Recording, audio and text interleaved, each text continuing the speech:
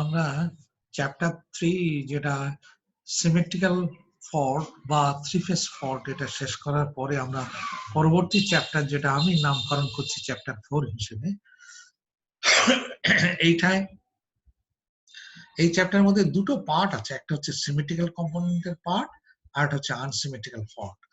আসলে আনসিমেট্রিক্যাল ফল্টটা যদি অ্যানালিসিস করার দরকার হয়, ক্যালকুলেট করার দরকার হয়, কোনো পাওয়ার সিস্টেমে যদি আনসিমেট্রিক্যাল ফল্ট হয়, তাহলে আমাদের এই সিমেট্রিক্যাল কম্পোনেন্টস এটা একটা টুলস, এই টুলসের সাহায্য নিতে হবে।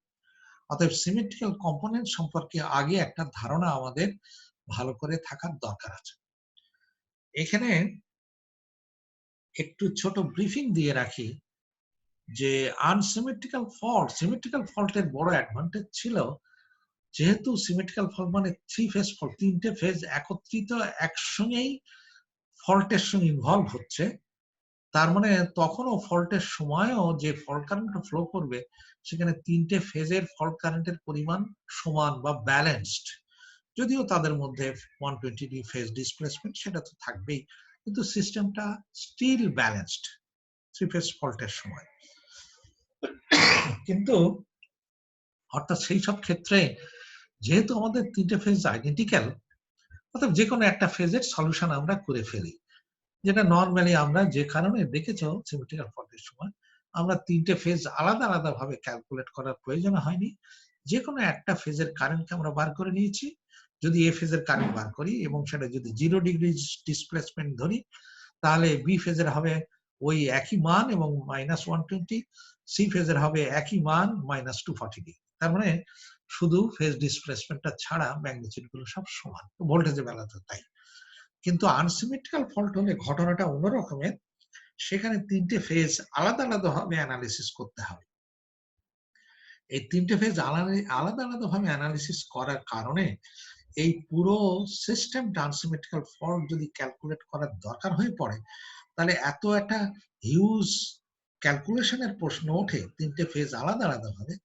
এইটাকে কমানোর জন্যেই এই সিমেট্রিক্যাল কম্পোনেন্ট এই জিনিসটার এই টুলসটা আবিষ্কার করেন মিস্টার সিএল ফোর্টিস্কো। এটা আমি পড়াচ্ছি সিএল ওয়াদা থেকে মেনলি, এই স্টিভেনসন থেকে মেনলি। এই সিএল ওয়াদা তিনি 1921 সনে এই সিমেট্রিক্যাল কম্পোনেন্টস এই একটা টুলস, এইটা একটা পেপারের মাধ্যমে পাবলিশ করে দেন আর কি, তার একটা রিসার্চ পেপার। সেই সিমেট্রিক্যাল কম্পোনেন্ট যেটা যে টুলস আজও আমরা আনসিমেট্রিক্যাল ফল্ট অ্যানালিসিস করার জন্য, ফল্ট ক্যালকুলেশনের জন্য ওই সিমেট্রিক্যাল কম্পোনেন্ট এই টুলসটা আমরা ব্যবহার করে আসছি। এই সিমেট্রিক্যাল কম্পোনেন্ট সম্পর্কে একটু দেখো। আমরা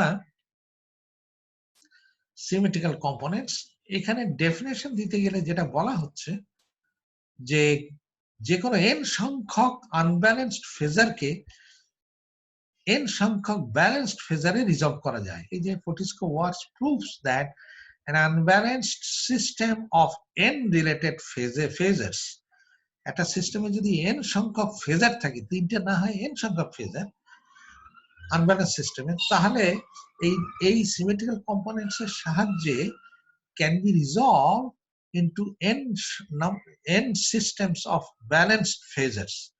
এই যে n নাম্বার অফ মানে ব্যালেন্সড ফেজারে কনভার্ট করে ফেলা যেতে পারে। আমরা এটাকে ওইটাই আমরা সিমেট্রিক্যাল কম্পোনেন্টস নামকরণ করছি আর কি, অফ দি অরিজিনাল ফেজার্স। আমরা ডেফিনেশন, আমরা তো নর্মালি থ্রি ফেজ সিস্টেম ব্যবহার করি, n নাম্বার অফ ফেজার ব্যবহার করি না, আমরা থ্রি ফেজ সিস্টেম ব্যবহার করি।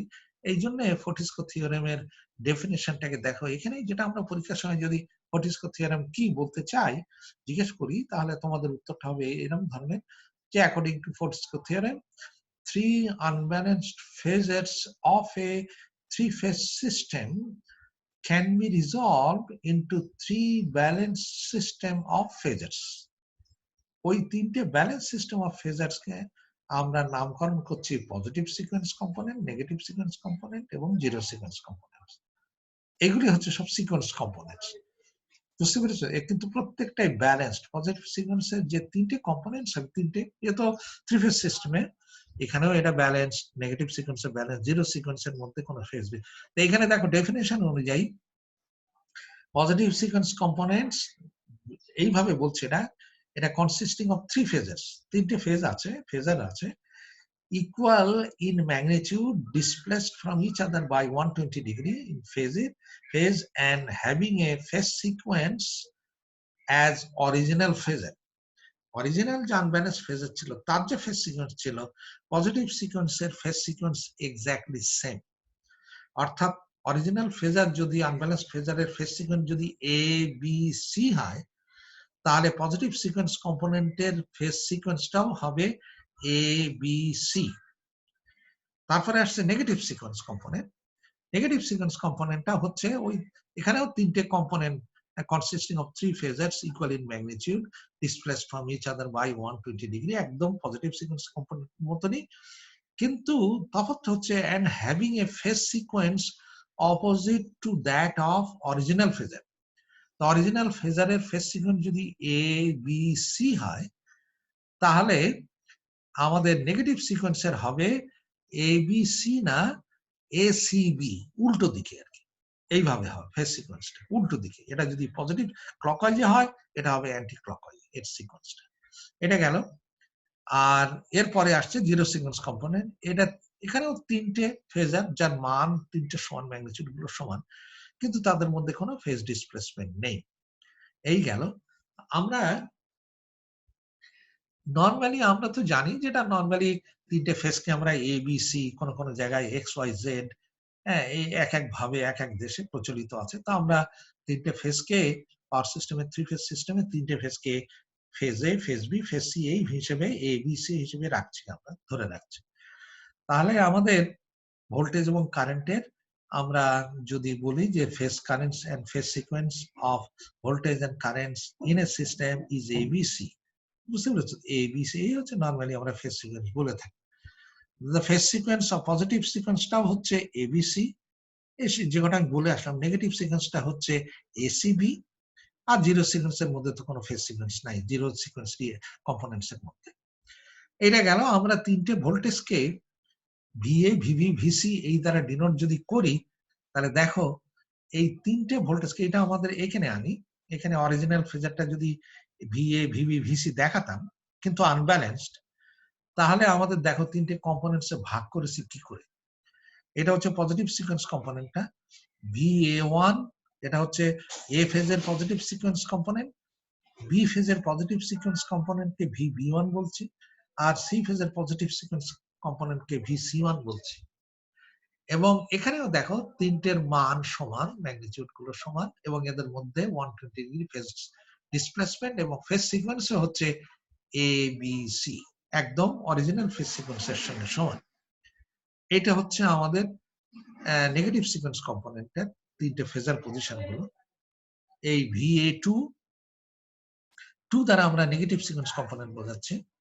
তাহলে VA2, এই VC2, কারণ সিকোয়েন্স কম্পোনেন্ট গুলো হয় সবসময় ক্লকওয়াইজে, তা এখানকার এই নেগেটিভ সিকোয়েন্স একটু অ্যান্টি উল্টো হয়েছে, ACB হয়ে গেছে, আর এটা তো ABC ছিল, এটা অর্থে এটা উল্টো।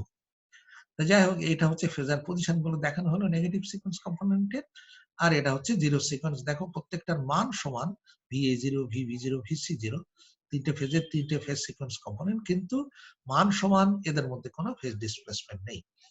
আমি এখানে বলে রাখি যে কোন কোন বইতে এই পজিটিভ সিকোয়েন্সকে প্লাস দিয়ে ডিনোট করা হয়েছে, নেগেটিভ সিকোয়েন্স কম্পোনেন্টকে নেগেটিভ দ্বারা, মাইনাস দ্বারা ডিনোট করা হয়েছে, আর জিরো সিকোয়েন্সকে জিরো দ্বারা ডিনোট করা হয়েছে। কিন্তু আমরা এখানে পজিটিভকে 1, নেগেটিভকে 2, আর জিরোকে 0 এইভাবে আমরা করে এসেছি।